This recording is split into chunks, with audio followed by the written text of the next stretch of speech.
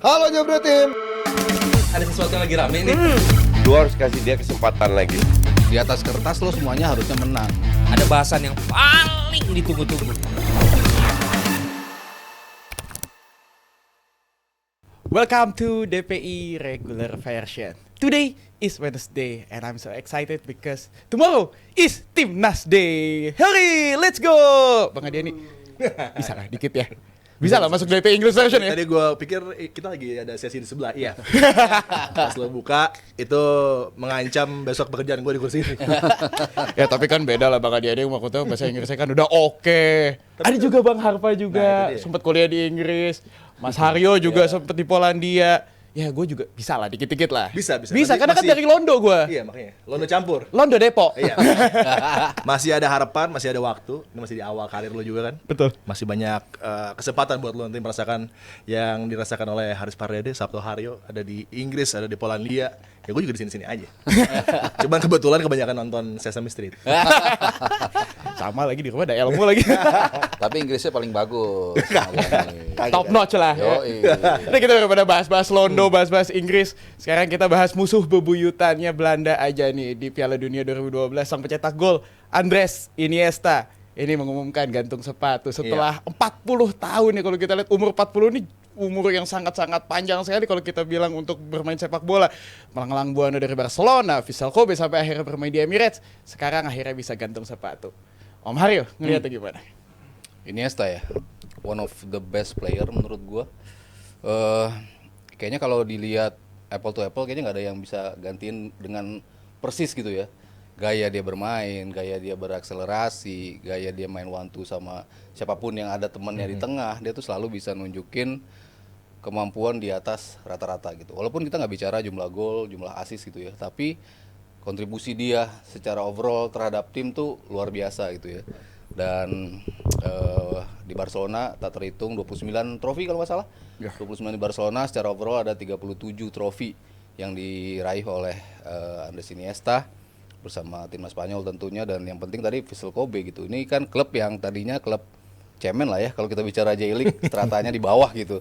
Tapi dia masuk pelan-pelan juara Emperor's Cup, lalu juara Piala Super, dan akhirnya bisa menjadi juara G1. Liga di tahun 2023. Itu kan sebuah investasi ya yang dilakukan oleh Vissel Kobe, datangin Andres Iniesta, dan berbuah menjadi gelar buat mereka gitu. Ya buat Harpa sendiri, momen dari pemain sehebat Andres Iniesta. Banyak sekali momennya yang membuat kita terkesima, memorable, dan juga bersejarah buat Spanyol, buat Barcelona. Apa yang langsung keluar dari pikiran, oh ini momen yang paling luar biasa nih, Iniesta dengan momen itu. Momen yang paling gue ingat yang pasti 2018. Karena pertandingan dia terakhir di Barcelona, gue ada di Camp Nou waktu itu. Dan sombong. Ini mostly semua pertandingan Andres Iniesta dia ada di momen-momen yang signifikan. Kebetulan waktu itu lagi liputan Europa League juga kan. Jadi dari Lyon itu naik BlaBlaCar kalau tahu tuh. Gua ke Barcelona. Karena waktu itu keretanya lagi mogok atau apa, tapi nggak sia-sia karena memang itu kalau nggak salah pertandingan terakhir juga tahun 2017-18. Jadi ada kayak semacam fireworks atau apa, gue ingat. Itu momen yang menurut gue worth it untuk memperjuangkan datang ke sana. Satu stadion waktu ditarik keluar kalau nggak salah menit 70 80 gue lupa, digantiin Messi kalau gue nggak salah ya. Pokoknya dia keluar, status stadion udah pasti nerakin nama dia. Ya tadi ini judulnya, pemain Barcelona era Pep Guardiola makin menua. Jadi satu masa, satu periode baik Barcelona dan Spanyol yang emang luar biasa. Ini selalu menjadi barometer yang paling tinggi. 2008, 2010, 2012. Gue bilang inilah mungkin salah satu form sepak bola yang mainnya bagus, almost perfect, kalau nggak mau dibilang perfect, dan menghasilkan trofi. Dan udah mulai berguguran, dalam arti udah mulai selesai eranya. Mungkin hanya sisa Busquets kalau gue nggak salah ya. Masih main ya? Masih main atau Pique mungkin Pique ya. udah nggak ya. Iya. Berarti tinggal Busquets kan era itu kan. Jadi ya ini dia. Alba juga masuk ya. Alba di satu tim di Inter Miami juga. Nah, berarti Busquets. tinggal Alba Iya. sama Busquets. Nah, itu. Jadi pemain Barcelona era makin menua. Jadi ya end of an era. Jadi kalau ingat ya gaya main dia itu kan kayak gimana ya, kayak nggak lari gitu ya. Kayak balerina. Kayak balerina Ya, gitu ya. untuk Sabtu sendiri, momen yang nggak bisa dilupain dan langsung inget, wah ini Iniesta moment. Piala Dunia pasti. 2010 final gol kemenangan, perpanjangan waktu. Waktu itu gue nobar, terus gue ngisi jadi narsumnya. Tapi gue harus deadline juga. Jadi begitu injury time, additional time atau extra time, gue harus balik. Jadi gue masih dengerin RRI kalau nggak salah. Gue masih dengerin radio yang ada komentatornya ngomongin sepak bola gitu kan. Dan teriak-teriak Iniesta gol gitu. Ya akhirnya gue nggak tahu golnya seperti apa, tapi karena gue bela Spanyol, ya gue merasakan euforia yang luar biasa ketika dia ngegolin. Abis itu gue tonton golnya dan emang gol yang keren banget ya. Maksudnya di tengah 0-0, lo sulit, Belanda mainnya begitu solid secara defense, keras, menjurus kasar, tapi akhirnya bisa keluar lewat Andres Iniesta. Itu satu mungkin yang gue inget. Yang kedua, gol dia lawan Chelsea. Stamford Bridge ya. Yang bikin 1-1. Kalau sekarang ini gue yang ada di stadion. Lo ada di stadion. Nah, kalau itu gue lagi di Hong Kong. Gue mau sombong juga. Gue di mana ya? Gue lagi di Hong Kong di rumah sepupu gue. Terus dia bilang, "Lo, gue mau nonton bola," gue bilang gitu. "Ya lu cari aja dah." Kebetulan dia punya live gitu, gue cari nonton. Dan di Hong Kong kan lebih pagi tuh ya. Kayaknya sampai jam 6 Beda tuh. sejam ya. Udah terang gitu dan golnya kan injury time juga. Gue teriak-teriak, gue loncat-loncat tuh pas yang bikin 1-1. Golnya Makelele ada disamain sama Iniesta. Outstanding goal juga. Mungkin tendangannya nggak perfect gitu ya, tapi outcome-nya itu menjadi gol. Lewatin Balak ya. Kayaknya Balak yang mau cover. Yang cover Dia ya, tembak cover ya. mau balak, dia kena kaki. Kenanya juga pun kayaknya di shin-nya bukan di sepatunya gitu, tapi itu menjadi gol. Akhirnya yang membuka sextuple Barcelona ya karena ada gol Iniesta itu. Jadi kalau gue bilang yang paling memorable ya 2 gol yang dicetak Iniesta itu. Dan sepanjang karirnya kan Iniesta ya dengan dia memenangkan World Cup untuk Spanyol gitu. Di setiap stadion di Spanyol termasuk di Bernabeu selalu mendapatkan apresiasi dan mendapatkan pujian gitu. Dan ini adalah pemain Itu yang the only pemain Barcelona notabene yang seperti itu, suaranya kan? bisa diteriakin di Madrid. Exactly. Dan kalau sudah ada reputasi seperti itu, kemudian juga bagaimana cara dia bermain di lapangan tengah dan apa yang bisa dia impact di lapangan. Dia tidak hanya menciptakan gol, kreasi, tapi juga banyak sekali ya pergerakannya yang membuat pemain lain menjadi bersinar juga gitu kan. Ini semua traits yang dimiliki oleh Iniesta. Untuk nextnya, apakah dia cocok jadi pelatih seperti Xavi misalnya? Kalau melihat dari posisi dia sebagai pemain tengah, sebagai yang salah satu piston penggerak permainan, itu udah pasti cocok ya. Malah gue agak heran dia terlalu lama untuk mundur dari pemain profesional, seharusnya lebih cepat gitu. Kalau nggak salah usianya sama Xavi lebih tua dia dikit, Lebih tua dikit kan gitu. Itu yang pertama.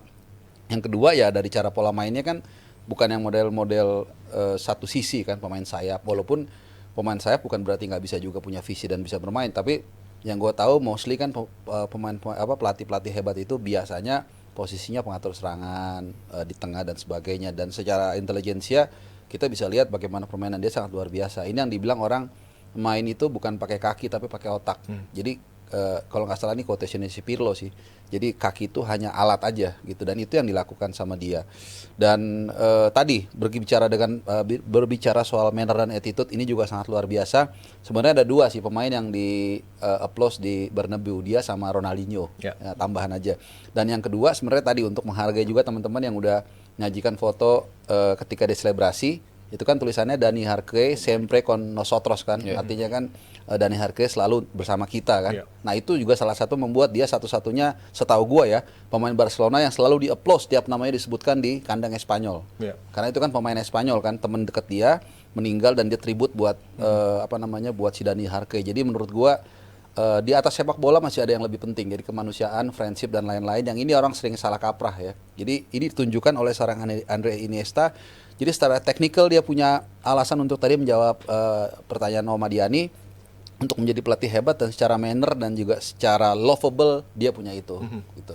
Tapi transisinya dari great player, legendary status, kemudian menuju ke managerial role, ini kan agak beda nih. Dan para pemain pun yang ada di locker room mungkin canggung juga dengan reputasi Iniesta sebagai pemain. Ini harus jembatannya seperti apa untuk Iniesta supaya sukses? Kalau ngelihat apa yang terjadi pada banyak sosok-sosok legendaris lalu menjadi pelatih, mungkin yang paling outstanding sih Zidane ya. Maksudnya bersama Madrid tripit, nggak ada lagi kan klub di Eropa yang bisa melakukan itu di Liga Champions, tapi Zidane melakukan itu. Cuman kalau gua pribadi ya melihat Iniesta, kayaknya nggak fit untuk menjadi pelatih sih kalau menurut gua. He's too nice untuk menjadi seorang pelatih. Waktu Spanyol juara 2008, kita ada di mix zone dan dia tuh dipanggilin sama semua wartawan Spanyol. Dia doang yang meneladeni satu dan dipanggilnya masih kayak bocah gitu. Woi Andres sini. Dia datang aja kucul wawancara gitu. Malah sementara Sergio Ramos yang lainnya wah takilan gitu kan. Dia tipe yang kayaknya tuh nice untuk menjadi seorang pelatih gitu. Apalagi di era sekarang pemain-pemain kan lo butuh authority untuk bisa membuat mereka ngikutin apa yang lo mau gitu. Kayaknya dia terlalu baik untuk menjadi seorang pelatih. Mungkin dari visions dan skill dan juga teknik apa yang dia biasa dapatkan dan dia bisa terapkan, mungkin dia punya itu gitu. Cuman managerial skillnya nggak pernah ngeliat juga kan dia menjadi seorang pemain yang terlihat menyemangati teman-teman, kan beda sama Xavi walaupun posisinya mirip gitu, tapi dari cara managerial skillnya kayaknya nggak ngeliat Iniesta ada di jalur itu gitu. Mungkin kalau dia perlahan-lahan mencoba di Barcelona B dulu, di klub-klub yang ada di level bawah, mungkin ke atasnya dia bisa untuk mulai menjajak gitu ke arah managerial skill gitu. Cuma kalau untuk sekarang langsung mendapatkan klub yang besar, kayaknya belum waktunya untuk Iniesta. Oke, sekarang kita ke V. Oh, iya, Tadi V. kan udah semua udah ketemu sama Iniesta nih. Nah, lo ada cerita apa? Aduh, saya coba ketemu di TV waktu itu mau pergi sekolah. Tapi waktu Pakai singlet nontonin tuh tahun 2009 Chelsea ngegolin dia dan lagi di mana waktu itu, Fei? Lagi di mana ya? lagi di ruang makan. Lagi makan roti waktu itu. Berarti 2009 kita satu kota yang sama ya? Betul. Jadi waktu itu gue juga lagi nonton. Jadi gue tempat tinggal itu di daerah namanya Wood Green, dan itu totally memang perbatasan antara pendukung Spurs sama Arsenal. Jadi saat itu otomatis kan musuhnya Chelsea kan. Jadi satu pub itu dukung Barcelona semua. Jadi begitu Iniesta golin tuh teriak satu pub, dan gue ingat hanya satu orang kayaknya pendukung Chelsea yang diem doang. Jadi at one moment kita tadi di satu kota yang sama ya? tuh. Iya. Iya. Dan ini juga menarik karena Barcelona sekarang kan sudah evolve juga nih dengan masuknya Hansi Flick. Mungkin bagi Iniesta waktunya masih cukup lama. Tadi ada route yang mungkin dipakai juga oleh Pep juga. Luis Enrique juga sama dari Barcelona B menuju ke tim utama gitu kan. Ini bisa menjadi satu jalan seperti juga Xavi.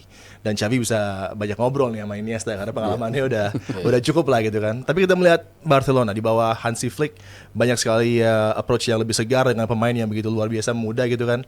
Mungkin di depan ada Lewandowski tapi selebihnya under 21 lah. Dan ini menjadi satu konsep yang memang back to basic buat Barcelona untuk bisa lagi menjadi tim yang kuat tapi tidak melupakan roots. Menurut pandangan lo berdua nih tentang Hansi Flick, Barcelona muda, dan siapa sih yang bisa punya peran mungkin mirip dengan Xavi, mirip dengan Iniesta di Barca sekarang? Kalau sosok mungkin mereka udah punya pada Pedri dan juga Gavi ya. Itu dua pemain yang datang juga dari La Masia, besar di situ, menjadi pemain yang bisa langsung menjadi jenderal di lini tengah gitu. Maksudnya nggak butuh waktu lama. Di usia mereka sangat muda, mereka udah bisa menampilkan penampilan yang standar dengan pemain senior. Itu salah satu kunci kenapa mereka bisa menjadi pemain yang terpenting di Barcelona dari sisi murni quality gitu. Sementara kalau ngelihat yang lain mungkin kita belum bisa lihat konsistensi mereka gitu kan. Ini kan baru di awal, dan Flick yang gue suka dan berapa kali gue bicarakan di DPI adalah ini pelatih yang penuh authority gitu. Dia tahu, dia datang, yang dia berapa kali gue bilang, dia selalu ngomong, lu pada mau lari nggak kalau di setiap pertandingan? Kalau lo nggak mau lari, ya lo nggak usah main sama gue akan main dengan pemain-pemain muda.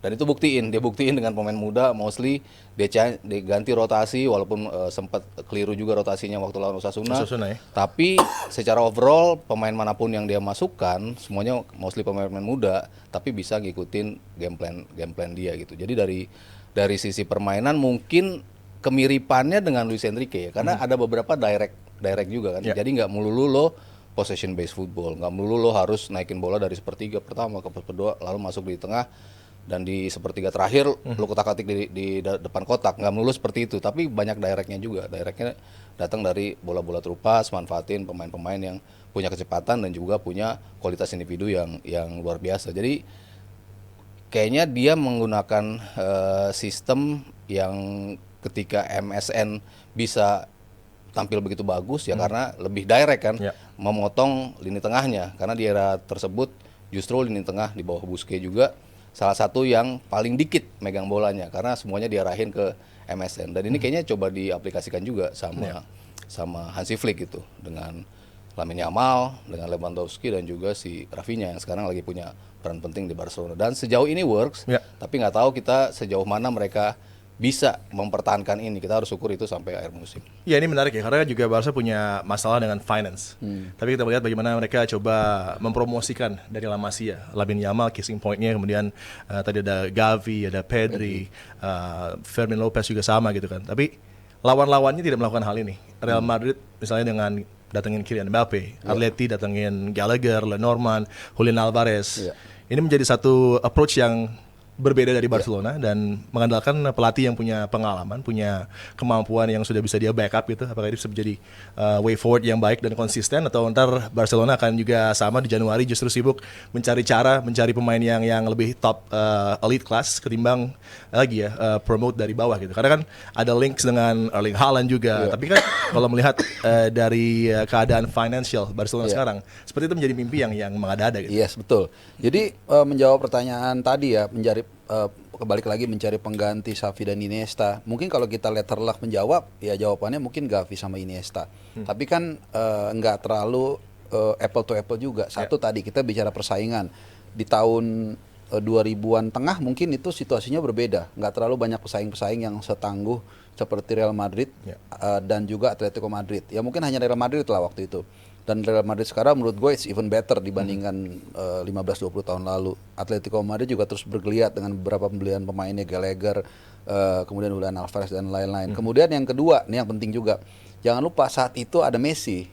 Jadi Iniesta dan Xavi dengan kemampuan dia masih punya lagi magnet dalam diri seorang Lionel Messi. Jadi membuat lawan ini susah jagain mereka kan. Makanya kalau kita ingat dulu, gue ada berapa kali ngeliat kayak 1, 2, 3 pertandingan itu Messi tuh hanya lari kayak jalan-jalan doang di pinggir pelan-pelan gitu. Bilang kok ada gini ya. Pas gue perhatiin, oh ternyata mungkin ya dipelajarin sama Tito Villanova atau Pep Guardiola waktu itu. Wah, gue udah tahu nih pasti lawan bakalan jagain dia terus. Jadi sengaja dipancing keluar. Iniesta-nya akhirnya bisa masuk, Xavi bisa masuk, bahkan juga pemain-pemain lainnya dari belakang bisa masuk. Nah, sekarang kan Pedri dan Gavi tidak punya kemewahan itu. Jadi agak susah kita bandingin. Lamine Yamal masih terlalu muda. Cuman balik lagi tadi masalah keuangan juga mentok juga. Jadi ketika gue denger tuh ada contoh isu Haaland akan ke Barcelona, no way kayaknya ke sana. Dari segi duit, dari segi lu udah di kantor yang bagus, pelatih yang hebat, gaji yang gede.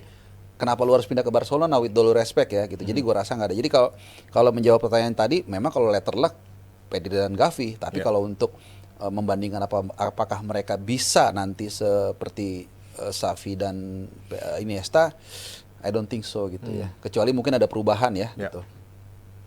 Lo Fe, dari tadi udah pengen masuk nih. Bener banget, gue pengen masuk tentang tadi sempat ada pembahasan tentang MSN. Tadi sempat ada judul tentang MSN. Sekarang Barcelona punya trio yang cukup mematikan, sudah mencetak 20 gol. Lewandowski, Rafinha dan juga Lamine Yamal.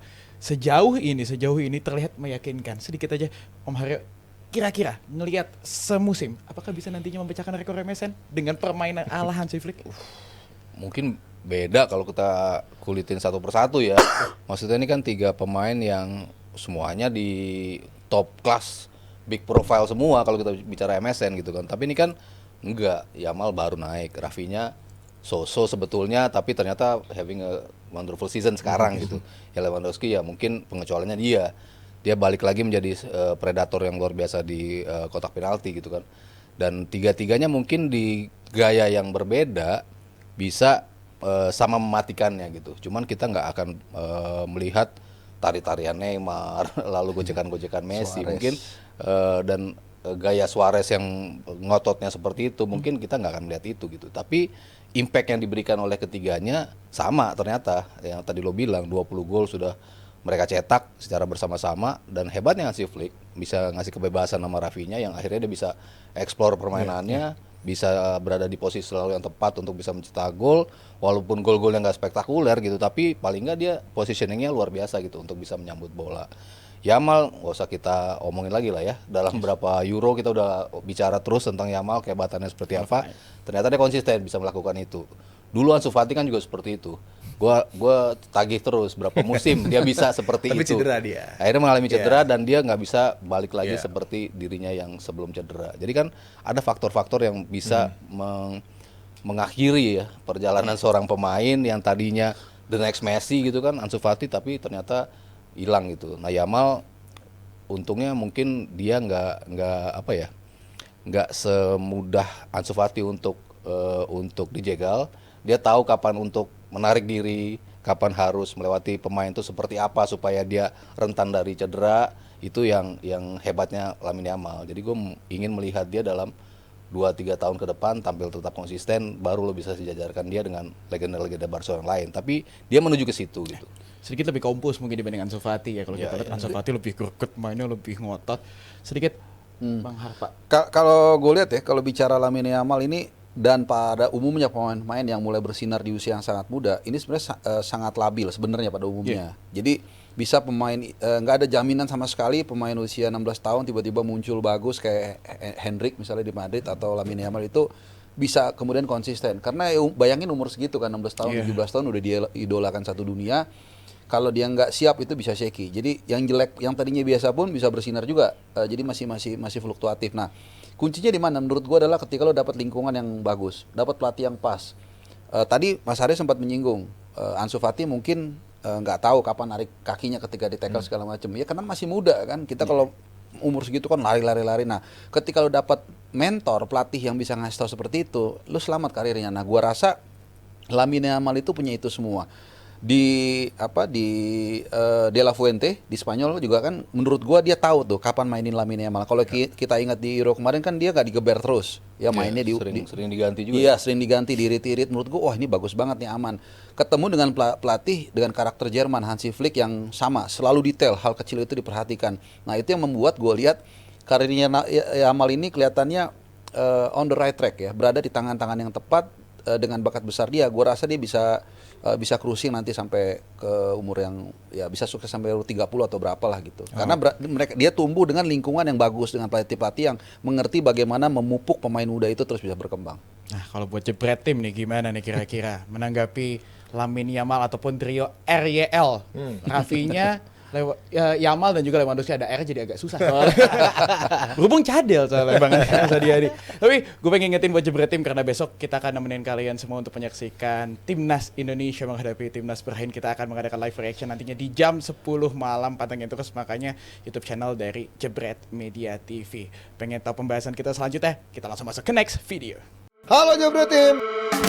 Ada sesuatu yang lagi rame nih. Lu harus kasih dia kesempatan lagi. Di atas kertas lo semuanya harusnya menang. Ada bahasan yang paling ditunggu-tunggu.